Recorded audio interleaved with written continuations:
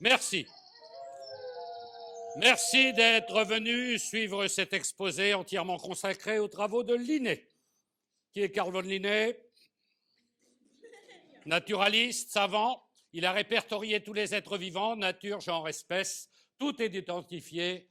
Tous les représentants du monde animalier porteront désormais une double étiquette. Carl Linné a donné un label à la bête. Label définitif. C'est pourquoi ici je causerai de Linné sans causer de l'acquis.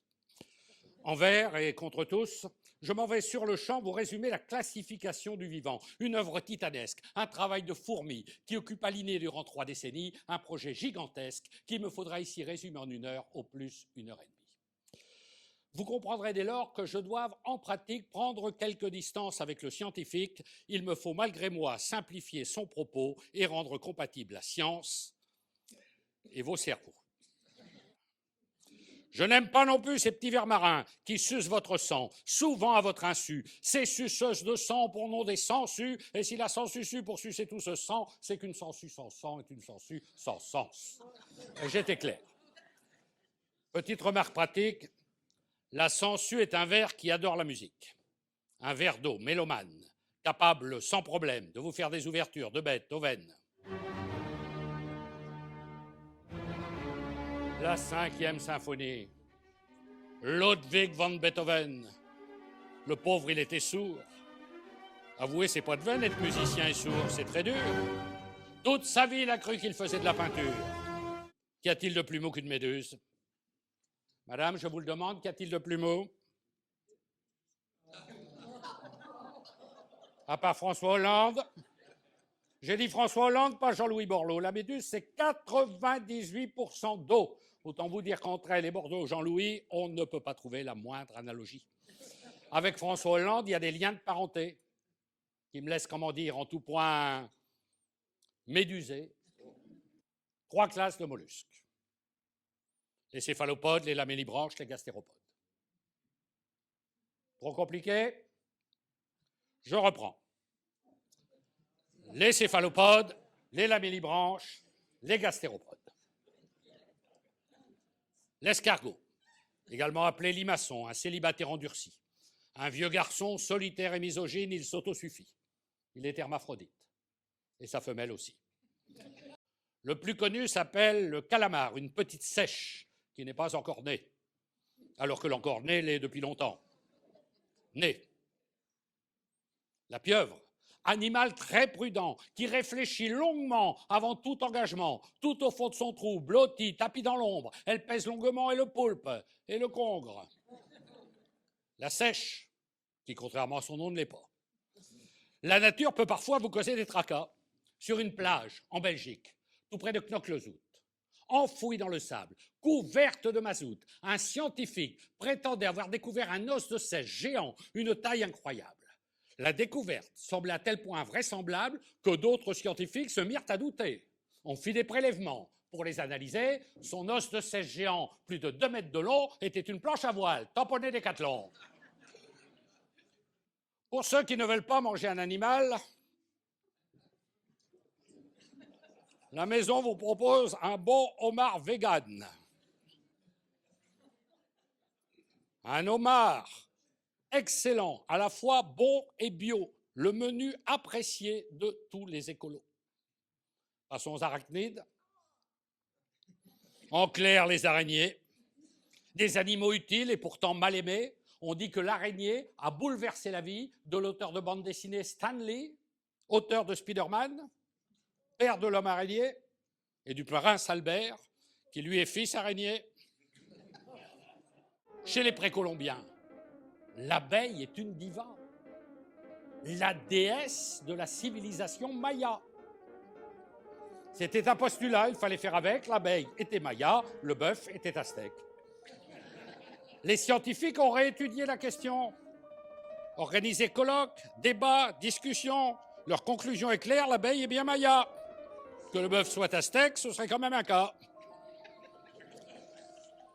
J'éviterai pour l'abeille l'irrésistible vanne qui dit l'abeille butine, tandis que le gaz butane. Le crocodile. Tout comme l'adjudant-chef, il a une très très grande gueule et des tout petits bras. Ces larmes servent à la fabrication de douleurs imaginaires. Quand un homme porte sur son cœur l'effigie d'un crocodile, toutes les femmes l'accostent. La bête est aujourd'hui menacée d'holocauste. Je ne donnerai pour preuve que ces deux arguments.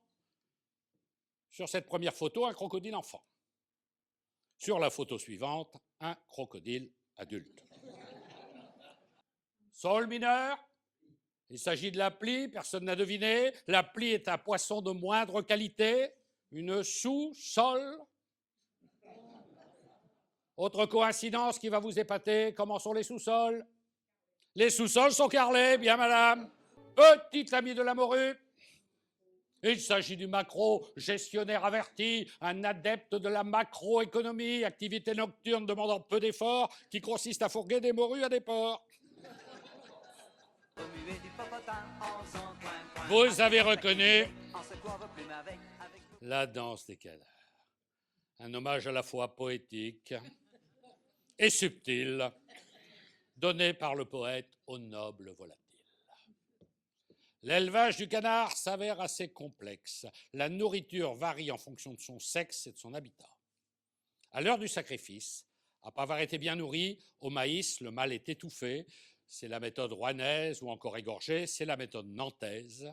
La canette est décapsulée après avoir été nourrie à la bière. Une chose à savoir, obliger un canard aveugle à épouser une canne blanche. Ou encore, enseigner la langue des signes à un canard sourd et muet sont des actes de barbarie avérés. Le lièvre est plus sauvage, sa femelle est la hase, l'animal est futé. Dès qu'il entend la phrase « Avez-vous vu un lièvre vivant ?» il a tout de suite pigé. Il voit qu'il y a civé. Annie voulait un chien, elle en était mordue. Comme je n'étais pas chien, aussitôt elle l'a eu. Elle voulait un clébard qui fasse pas trop cabot, dans le style du Saint-Bernard. Moi, j'étais pas. Qu'est-ce qu'a dit Chocho? Levez la main. Hop, une croquette. Vous n'aimez pas les chiens? Allez, je vous donne la parole, à vous d'en profiter. Vous n'aimez pas les chiens, ben changez-en d'eau. Choisissez le lapin, la limace, le cochon. Qui vivra? On ne peut pas faire plus simple. Qui vivra, verra. Ne fais pas autrui ce que tu ne voudrais pas qu'on fie au canard. Cochon qui? Non, cochon qui sort des dits n'est pas une parodie. Vous auriez pu trouver cochon qui sort des pieds, mais vous dormez. Vous n'avez rien trouvé depuis un bon quart d'heure. La raison du pur porc est toujours la meilleure. Chacun pour soi et Dieu pour tous. Pour fermer ce propos, je citerai 4 vers de Nicolas Boileau. De tous les animaux qui s'élèvent dans l'air, qui marchent sur terre ou nagent dans la mer, de Paris au Pérou, du Japon jusqu'à Rome, le plus sot animal, à mon avis, c'est l'homme. Oui, je sais, messieurs, dames, l'homme n'a mérité ni tant d'excès d'honneur, ni tant d'indignité, mais comment comparer un animal à l'homme? Qui gravira la plus haute marche du podium? L'ours, le loup, l'éléphant, la limace ou tout autre? Ou l'animal n'est-il qu'un homme, comme les autres?